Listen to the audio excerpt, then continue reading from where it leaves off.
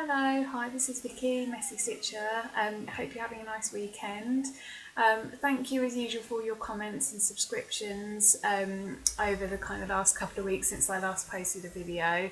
It's always really nice to kind of see my number of views grow, and I hope that my videos are still interesting. I know that kind of the first 2 or 3 videos I posted were a bit more definite in terms of what I was talking about, so I sometimes worry that it's a little bit random. But hopefully, you're still finding them interesting. If you do have any suggestions for anything in particular you'd like me to talk about, feel free to make suggestions.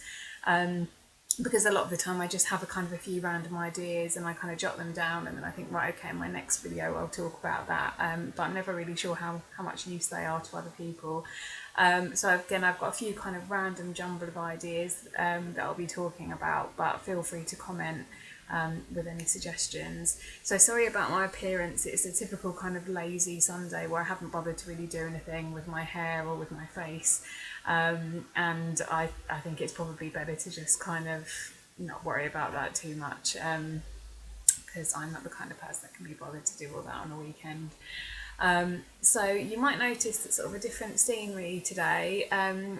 I had a really kind of mad idea on, I think it was Friday. I was we've been living kind of here for sort of the last couple of years, as I've said, and we're also in the process of hopefully moving house soon. So we've kind of got stuff everywhere, and it was starting to feel like everything was kind of closing in on us, and we didn't have any space. And I think that's because across our 2 rooms we have, the room that I'm sitting in now, which was kind of a TV room. It had our pet Arwell in it, and some other stuff, and then we had our bedroom with a lot of kind of boxes and things anyway. It was starting to feel like it was all kind of closing in on us, really. So I kind of had an idea of something where I thought, actually, how about we do a room swap? So this is something I used to do when I was little with my brother. He used to have one bedroom, I used to have the other one, and every so often we used to completely switch our bedrooms around. And I decided that we could do that because actually, even though it's slightly smaller, this room's probably a little bit better set up as a room. It's just something about it. It feels more comfortable, feels more relaxing. And it was really weird because normally we're really lazy with things like that. We'll have an idea for something and then it just doesn't happen. But actually we kind of spent about 2.5 hours Friday night just rearranging all the furniture, bringing stuff in here and back there. And I'm really pleased with it, and I'm getting a lot more kind of good quality sleep now. The other thing is that we have the TV at the bottom of the bed, which is probably kind of a bad thing in a way, but it's actually quite nice to relax with, sort of, at the end of the day. So I'm quite happy with it. It kind of makes me feel more, it's quite important at the moment for me to feel quite relaxed, and that's really helping. So anyway, that's a bit of a tangent, but I thought I'd explain why I'm kind of coming from a different kind of environment this time. So I have to admit, I've been really rubbish actually at replying to comments and looking at other people's videos these last couple of weeks. It's nothing personal at all, and I've got loads, I always kind of really want to sit down and really spend time doing that, because it's not just something that I just do for the sake of it. It's actually something that I think is really important. I find it really interesting to read what people have written, and to watch people's videos. But I had a kind of a bit of a binge watch of sort of quite a lot, probably about a week ago, actually a week or and a half ago maybe, but it's been a really, really busy week. So I haven't got to kind of spend as much time on that as I would have liked to. But I will get round to it, and I'm sorry if it seems rude that I haven't replied to something you commented. It just might take me a while, the next couple of weeks. So, first of all, thank you for as far as I know, there was a couple of people that gave me some suggestions after my last post about fabric subscriptions, and that was really, really helpful. I'm going to have a bit of a think about it, and see what I want to do. As I say, I'm kind of always quite wary of anything that's another direct debit to pay out for. Money's quite tight at the moment, and I really don't ever have enough at the end of the month, really. And I never manage to save as much as I want to, and I feel a little bit guilty if I'm one who's kind of spending a lot of money on something which is a bit of a luxury at the moment. There's a part of me that kind of feels like, well, you do work for a reason, it's not just to pay bills, but at the moment I kind of have to prioritise other things.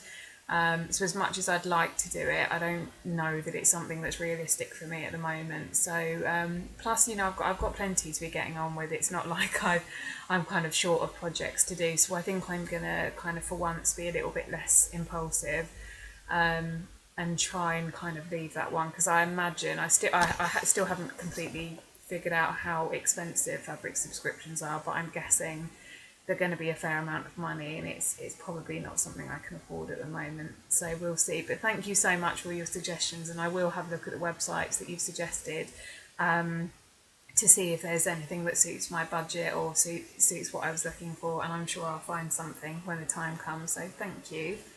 A couple of things to show you quickly.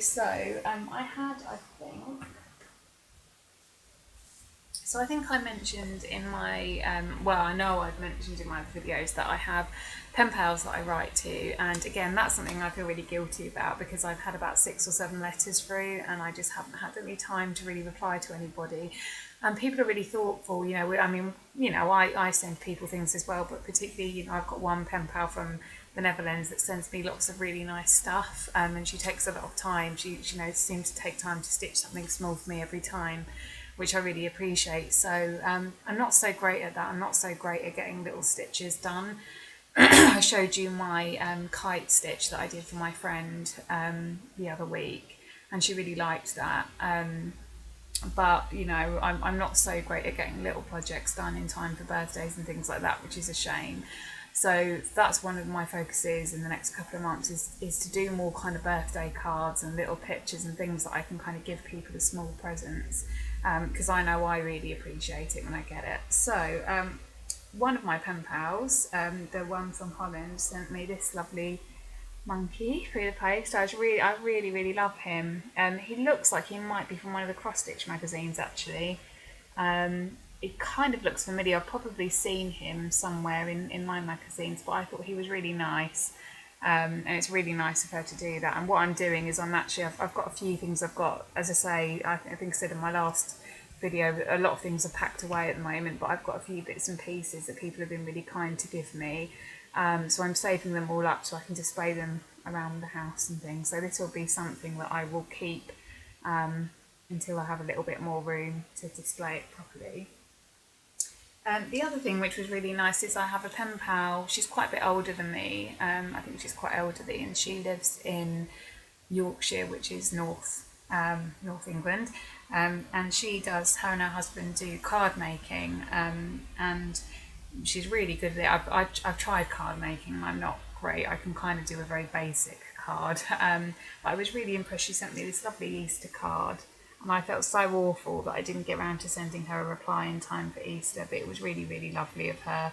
It's got all sequins, and she just does a really nice job of it. I'm not sure exactly where she gets all her backing papers and stuff, but it's really nice. So that was very much appreciated, and it always makes me smile after a really crap day at work to come back and kind of find a nice letter waiting for me, and things that people have taken the time to make me. So that was really nice.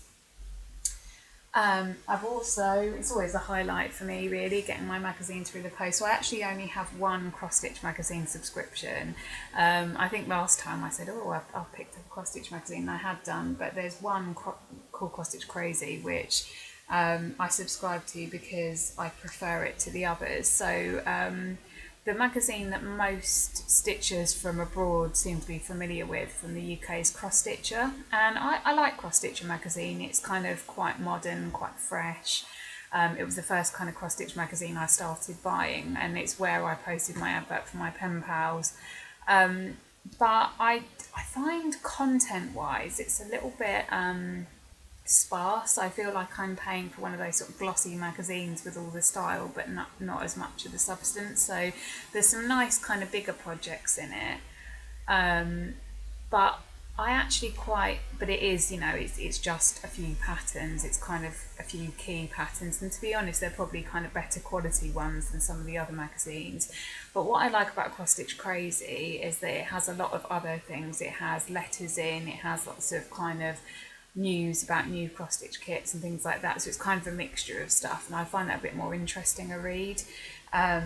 I feel like, you know, you pay like £5 for these magazines because they come with a free gift, and I kind of feel like you get much more of your money's worth from this one.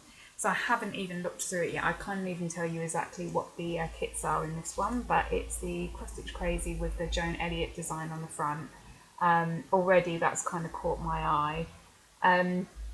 It's funny because Joan Elliot stuff, I think I said before, it wasn't something that used to be like, oh wow, you know, I really want to do that stuff. But actually, I've noticed how I think one of the advantages she's got over a lot of cross stitch designers, and one of the reasons why. So I'll go through these. Oh, sorry, that was horrible. Because I can't edit, I'll leave that in. Yeah, she was one of the, you know, like I think the edge that she has on other designers is her range, her diversity of her designs. So some of them look quite small and quite sort of kind of just, she does sort of these cute animal ones. But she does a lot of kind of, you know, historical ladies. So she does kind of Edwardian ladies or medieval scenes. She does fairies. And she does a lot of varying details. So I find most designers kind of have a niche that they stick to, which is probably good business sense in a way, but she really diversifies. So I think there's a Joan Elliot design for everybody really. And my taste has evolved a bit because I didn't used to be that interested in stitching kind of, you know, people as such, or, you know, but there's, you know, designs like this, for example. I mean, that's something that actually I thought it would be a little bit different. And it also, this picture here, I think it's something that my friend would really love, and she's getting married in summer and I can't be there. And I thought she might appreciate that. So I'm going to have a look into how many hours the magazine says it takes, and I might actually give it a try, because she's a really close friend and I'm really gutted that I can't make her wedding. So I'd like to kind of give her a token of the appreciation at having been invited anyway, and just to say I hope she has a nice day. She's really into vintage stuff, so I think she'll like that. I've had a couple of friends have babies recently, a couple of other friends who have one on the way. So in my mind, I'm thinking of projects that I can do. I'm thinking of samplers, but it's a real boom the last 2 years in things like weddings and babies with people I know. And I'd have liked to have commemorated every kind of one of them really, but I just don't realistically have the time to do that. I'd really like to work on a project for somebody's big day, but realistically, most of the big days are coming up within the next few months, and I think it's really unlikely I'm going to get something like a sampler done for somebody in that time now, especially as up until mid-May I'm pretty much booked up on my weekends. So it's hard when you kind of, I guess you guys might have had that before, when you really want to make something for somebody and you see the most perfect thing ever, but you just can't do it in time. And the only thing I've thought of is doing kind of belated presents, and kind of, you know, after, you know, a few months afterwards, you know, I'm sure it'll still be appreciated, but I think I kind of have to accept I'm never going to be that kind of stitcher that can do hours and hours at a time and get things done really, really quickly. The only thing I can really do is work on things at the pace that's realistic for me with the time that I have. And at the moment, it's not even that much time. I mean, I'm kind of discounting weekday evenings at the moment, to be honest, because we've got so much going on. We've actually had quite a lot of problems with buying the house that we're buying at the moment, and we actually don't think it's going to work out at the moment. So that's been really stressful, and it means that we're having to put a lot more energy than we were the last couple of months into kind of booking house viewings, and that's going to all start again probably. So I feel a bit sad that I'm not going to get the time that I'd like to on the projects. You know, weekends are still, I do try to keep weekends fairly free, but I've got a few birthdays and things coming up at the moment, so it is a bit of a shame. But one good thing, I know it seems ages away now, but one good thing is that it's my birthday coming up in July.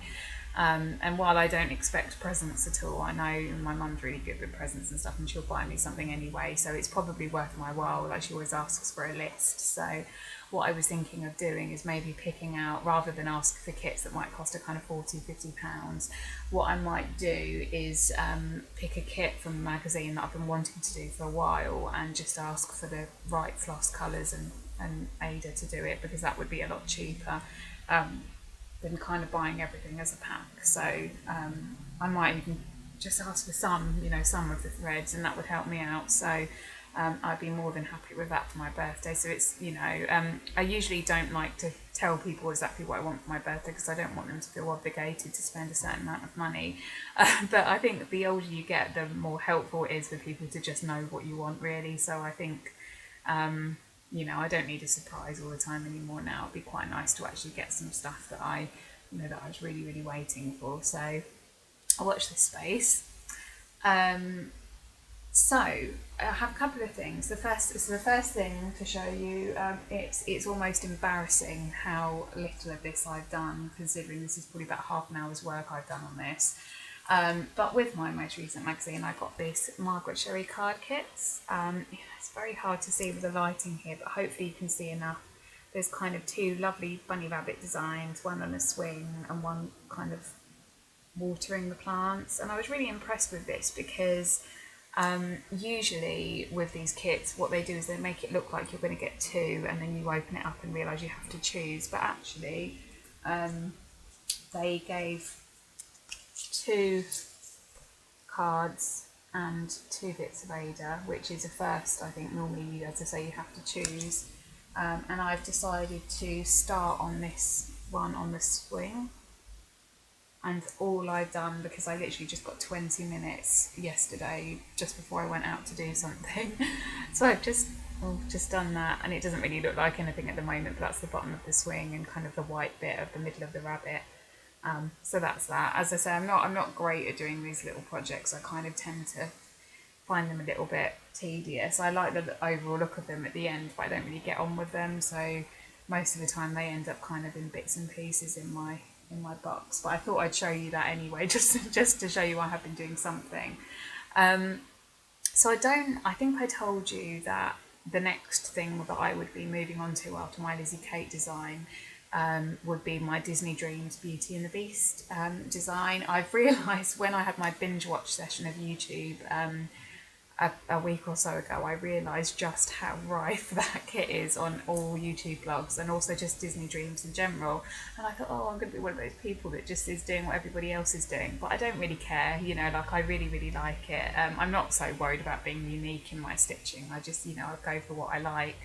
And I think, you know, it's testament to Thomas Kincaid's art and also I guess the whole Disney franchise really, that people are so excited by these cross-stitch designs. I think they're brilliant.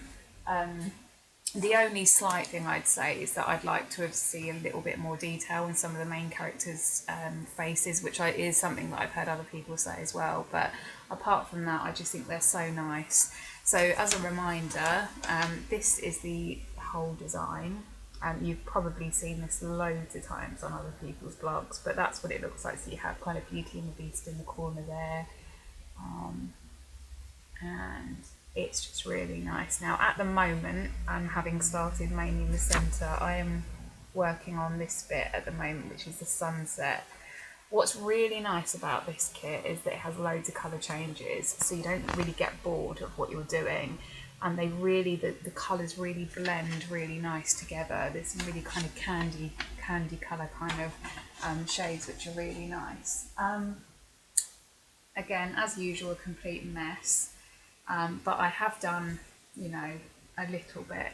You'll know that this has taken, this has taken me longer than what it looks like it has. So you can see the little bit of sky, a little bit of the castle and a bit of the grass, and that's probably a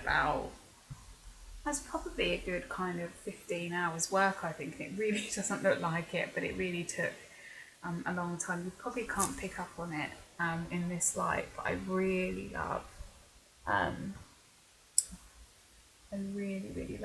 the pearl filament, and it's something that I've used before in another design. It is amazing. It is really shimmery. For those of you that don't know, pearl filament is used to give a sparkle effect to some kits, and what it is you use your normal 2 strands and you just thread in another strand of this, and you kind of look at it and you kind of think it's going to look quite kind of crackly and not quite right, but it just does something. It does really blend everything together, and although you can't see it very well on that camera, it's actually made the yellow really pop and really stand out, so I'm really, really happy with it. I'm going to my friend's house, the same friend I was talking about that might like the lady on the front of the magazine. I'm going to her house tomorrow to do some stitching, and I'm going to bring my Disney kit, and I think she'll quite like to look at that as well. So I'm looking forward to making progress there. Talking about the Disney Dreams collection, I'd also been contemplating doing a stitch along. It's one of the main kind of, I guess, cross stitcher blog things. I haven't really, I don't really tend to get involved in stuff like that, and it's only because I'm always very hesitant, because I know that I don't have much time or much money necessarily, and I tend to find it, I think I would find it hard to keep up with the pace that a lot of people have been reassured by a couple of people that have just said, it's the point is that you do, a few stitches on the first day and you just do what you can. But I'm aware that there are a lot of people out there that probably get kits done very quickly, and it's completely realistic to say that something like a Mirabilia design could easily take me a year to do. So I'm not sure whether that's something that I'm going to do at the moment. I'd love to do it, and it's probably me putting pressure on myself more than anybody else. But I just don't think I'd be able to get the amount done that I would want to show significant progress every week or whatever when you post the photos. So maybe just for fun I'll do something towards the end of the year, because I know that there is plans to have a Disney Dreams stitch along, which I've kind of ruined now because I've started mine, but I'm sure there'll be others. But I don't know if it was her that started it, there's definitely a Mirabilia stitch along earlier on this year, kind of January time, and that was really interesting because loads of people did that, and that kind of really introduced me through YouTube to those designs. So it's kind of made me want to check those out a bit more and have a look at them. So maybe a stitch along will come along soon. I've even thought about starting my own, kind of picking a design or something and seeing if anybody else wants to join me. But as I say, I'll have a bit of a think and see what I come up with. Just realised I've got 15 minutes left of this battery, so I'm going to have to make this happen very quickly. So I can't go on for too long today. So I guess one of the things I've been thinking about is the tools that I find kind of essential to work with as a cross stitcher. I think what I'll probably do on considering it is do a separate video on that, because I'd like to do it justice. I'd like to kind of give you a bit of time to kind of talk about that, but I'm short on time today. And I also don't have all of the stash of stuff that I would want to show you. There's nothing majorly complicated that I use. I'm not kind of, I don't even use hoops most of the time, but I thought it would be nice to actually do a video where I can review that for you. So there are two questions that I'd like to kind of leave you with today. Things that, for me, one of the things that when I think about doing YouTube videos is, as much as me talking and kind of giving you very little progress updates about what I've done, I think it's quite interesting to actually kind of ask you questions and kind of the responses that you give me about things. So the first question I was wondering is, where do you stand on French knots? So I know that they're not very difficult, and I know that I could probably learn them if I took the time to learn them, but as I've heard a lot of other people say, French knots really scare me for some reason. I know that they're not complicated. I know so many people have said to me they're really, really not that hard, but there's just something about them which I find really confusing, and every time I look at a picture in a magazine, it just doesn't seem to explain it properly to me. It doesn't make sense in my mind. I think the closest I came to trying it out was when I watched a YouTube video before, but it didn't work the first time I tried it, and I just put it down. Now, I've heard a lot of people out there agree with me, and they've just never really got their head around it, and a lot of people use beads instead, and I'm not just saying this, I honestly do sometimes think that beads look better and neater than French knots anyway. But I wondered what you thought about them. Do you think that they're essential when they're in designs? Do you see them as essential? Do you see them as having a quality that really gets lost if they're not included in the final design? Or do you think that beads are a suitable alternative, look nice? Do you even prefer them? It'd be interesting to see what you say about that, and also when you first tried French knots. I've tried it sort of one time, and I was sort of 26 and I haven't bothered picking it up again. So there's obviously something about them that doesn't work for me. But I would be interested to see what you think, and also whether you avoid kits because they've got French knots in, because I know I do. I know there are kits that I see that I would really, really love, and I just completely kind of avoid them because I know that I wouldn't want to do it and it would put me off. So that's me. The second question I wanted to ask you, which is really kind of been playing on my mind a lot in different ways, not just with cross stitch, is how do you manage your cross stitch budget? I know there's a lot of people on here that, you know, like me, it's not a judgment because I'm exactly the same, but like me, you know, they would say that they possibly spend too much on cross stitch, or they find themselves feeling guilty after buying kind of a big stash of stuff. My problem has always been is that I don't necessarily buy cross stitch stuff every month. I don't really do that, but what will happen is I'll go to a fair in London, and what always seems to happen is that they're at the wrong time in the month for me. You know, they're right on top of payday when I don't have any money. So I'll end up spending about £80, £100, which I can't really afford, and then I'll feel really, really guilty, and then I'll get in the cycle saying, I can't possibly buy anything for ages and ages.